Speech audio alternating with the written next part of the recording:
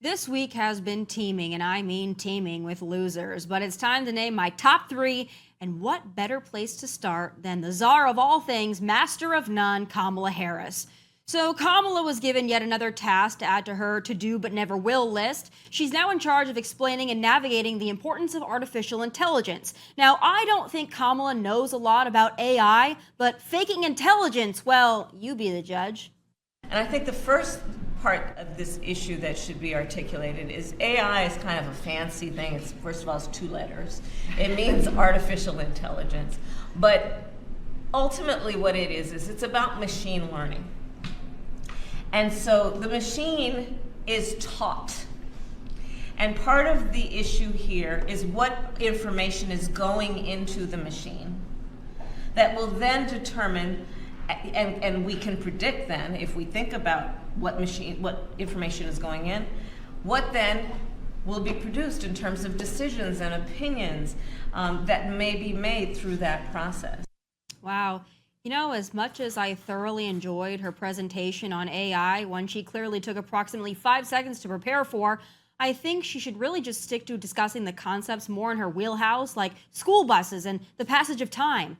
But speaking of passing time, if you ever want to waste an entire hour of your life getting dumber between 11 a.m. and 12 noon, your best option is, of course, ABC's The View. Now, normally these women lie through their teeth, but earlier this week, host Ana Navarro gave us a rare moment of truth wherein she compared herself to a female dog.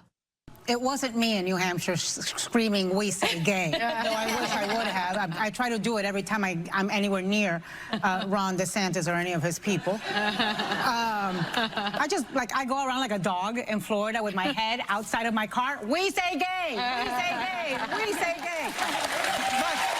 Well, Floridians, if you see an increasingly shrinking woman driving with her head out the window yelling about gayness, it's Ana Navarro, and I'd suggest getting off at the next exit, as driving close to a mentally ill person may be unsafe. Objects in mirror are dumber, crazier, and more demented than they appear. But speaking of the dangers of transportation, stupid Gen Zers are at it again with their dangerous TikTok challenges. But this time, instead of munching Tide Pods or eating NyQuil glazed chicken, they are jumping off the back of boats and endangering themselves in the process.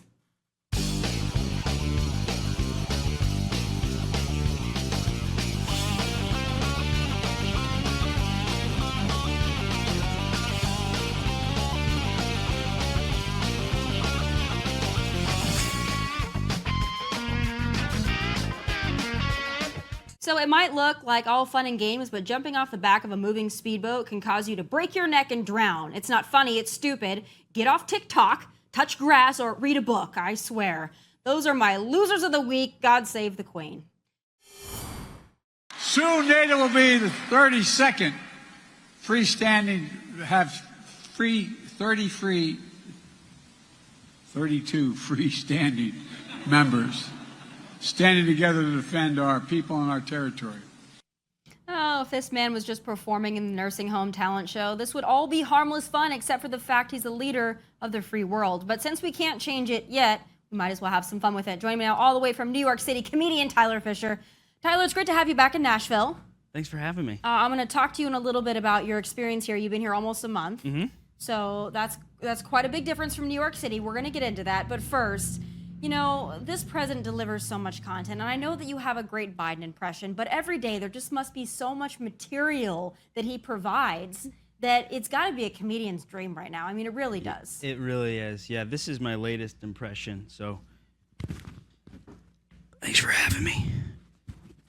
Where are we going here? Thanks for having me. All right, so that's the newest one, where he'll just walk off before an interview's done. That's great. That's my favorite. I love he'll start loud, and then he forgets who he is, where he is, and then he does a little whisper. You know, we're going to say this country.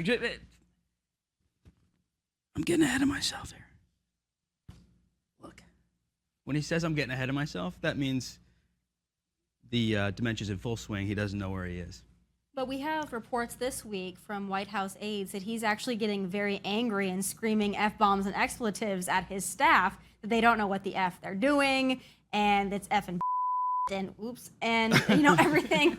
else that they'll bleep that, and everything else that he's been apparently saying to staff and aides. So he's getting angrier by the day, and his staff actually had a solution to comfort all of us. If he would do that in public more often, we would feel like he was more vibrant than he actually is. But I'm not sure that that's going to work.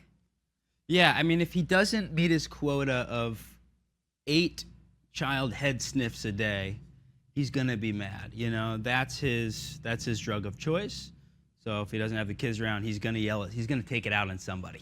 Speaking of drug of choice, I'm sure you obviously saw that we still don't know who brought cocaine into the White House. I mean, heaven forbid we have some kind of an attack in Washington, D.C. or on the White House or on the president. I'm not really sure they're going to get to the bottom of it because they still can't figure out who brought cocaine into the White House. One theory, and again, I hate to talk about sniffing kids again, but one theory is these are actually kids brought in from the Mexican cartels, and they have cocaine sprinkled in their head, and then Biden comes up and he sniffs it out. So I think it is Biden's. And I think that's how he actually gets it into his body. I think it's a certain brilliant. Biden's, but I'm not sure it's Joe. I think there might be another one there that might prefer the substance a little bit more to Joe. And if Joe is on cocaine right now, if this is him on cocaine, I mean, Yeah, something's we have wrong. a problem. We're in worse shape than we thought. But I'm going to turn to another one of your favorites, right? Sure. So I don't know what day of girlhood Dylan Mulvaney is on. It's over a year. We know this because Bud Light celebrated it to their demise. But I don't know if you've seen this or not, but Dylan Mulvaney... Thanks for putting my Bud Light in a mug, by the way. I would Appreciate never that. expose it to the world. Dylan Mulvaney has taken to social media to say that she is escaping to a place that she can feel more safe. Let's take a listen. Okay, surprise! I'm in Peru, and I'm at Machu Picchu. Isn't this just so beautiful? I'm here by myself, and I used to do a ton of solo traveling. I'm telling you, it's the best. But I came here to feel something. You know what I mean? And I definitely have. And the people here are so kind. I feel very safe here. It's a little sad that I had to leave my country to feel safe, but that will get better eventually. I am so content. Still haven't been kissed yet, but I'm holding out hope. All right, holding out hope. Never been kissed. Not kissed in What do you Peru. mean? She went to the White House. Biden definitely kissed his head. Well, you know, there was somebody else in the White House lawn that showed us a little bit more than we all probably wanted to see. But, That's you know, right. I know that you've been following this closely, the wokeness, the Rainbow Mafia, all of it. Dylan Mulvaney really single-handedly destroying an iconic beer brand. That is, I mean, in some circles, an accomplishment. But now going to Peru, it's odd, though, because I didn't see Dylan Mulvaney choosing a whole list of countries, you know, closer to the Middle East. They didn't feel safer there, but Peru, apparently, they're very accepting of the You lifestyle. should send him over to Afghanistan for a day and see how it goes. But no, Dylan does have to go to Peru. Now that he's carved his face up, he feels a lot safer near all those old carvings and statues and all that stuff. So he's back with his people. What's interesting to me, too, is that he's got to go there to feel safe or whatever. If you want to hide in plain sight in the United States of America, just dress like a dude again. That's all you got to do. No one would have any idea. That seems like the safer route to Walk me. around as a dude, you will be ignored. Trust me. Yeah. Yeah. And I think that was the problem before, hence why we got the character and the girlhood and everything that Dylan Mulvaney has done since, besides tanking, of course, Budweiser, Bud Light, and the entire Anheuser-Busch family. But I want to move on to some more impressions because I know you got some good ones for us. And I know that Well, I just got the surgery. I'm going real far with the impression. Oh, right. You skipped right over. I don't know if we could show it. Well, all right, next time we'll show it. Next time, Yeah, yeah. it's healing, but it's not that kind of I'm show. going but really far with the I impression. appreciate it. I know that you're equal opportunity when it comes to the impressions. I know you do Democrats and Republicans. Last time you were here, you did a little Donald Trump for us. I'm going to ask for that in a little bit. But first, I have never heard anybody do a Lindsey Graham impression, and I'm very curious as to what that sounds like. Well, Lindsey Graham, you really want to do, it's almost like a Forrest Gump coming out of the closet, you know.